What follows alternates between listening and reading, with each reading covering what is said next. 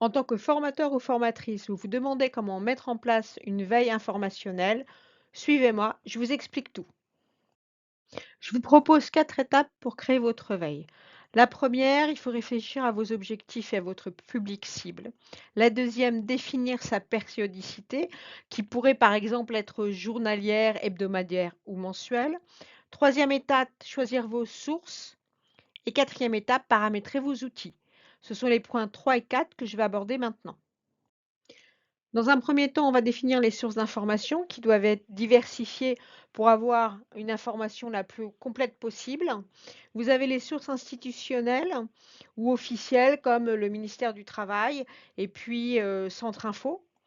Les organismes de formation, on peut penser par exemple au Ségos, les outils de veille spécialisés comme Veille Formation, et enfin des bases de données des plateformes spécialisées. J'en ai 3.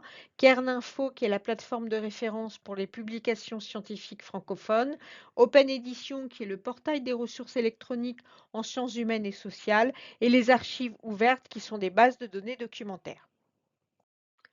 Premier outil, l'agrégateur de contenu ou le flux RSS. Vous avez différentes plateformes qui vous permettent de les paramétrer. Pour ma part, j'utilise NetVibes. Gros avantage, vous pouvez les paramétrer directement dans votre messagerie. Malheureusement, vous avez beaucoup de blogs ou de sites internet qu'ils n'utilisent pas. Donc, je vous invite à chercher le petit logo blanc sur fond orange.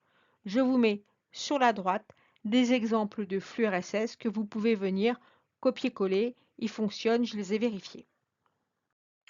Deuxième type d'outil, les réseaux sociaux. Je vous en ai mis 4, mais il y en a d'autres. Pour ma part, j'utilise LinkedIn. Je vous partage ici quelques-unes de mes ressources. Troisième série d'outils, les podcasts et les vidéos. Vous avez bien sûr YouTube, Vimeo, et on peut déposer d'ailleurs nos vidéos sur ces deux plateformes-là. Vous avez Webikeo qui est une plateforme sur des webinaires. Et pour les podcasts, vous avez des plateformes spécialisées. Bon là, il s'avère que j'ai trouvé une ressource sur Spotify.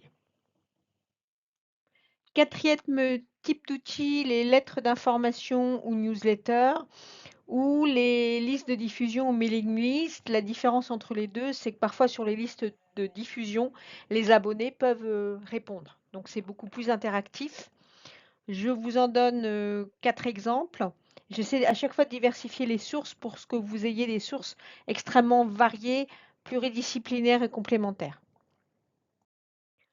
Cinquième et dernier outil, les alertes et les moteurs de recherche. Donc vous avez Google Alert par exemple, Google Scholar qui est spécialisé dans les publications et les articles scientifiques.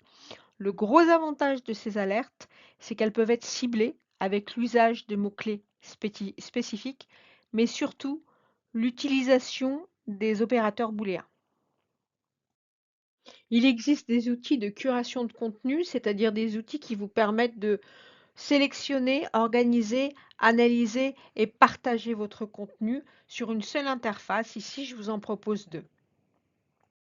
Après avoir trouvé les sources d'informations et paramétré vos outils, il faut réfléchir à la manière de diffuser cette veille si elle n'est pas uniquement pour vous. Elle peut être en interne dans votre entreprise ou pour votre communauté ou vos clients.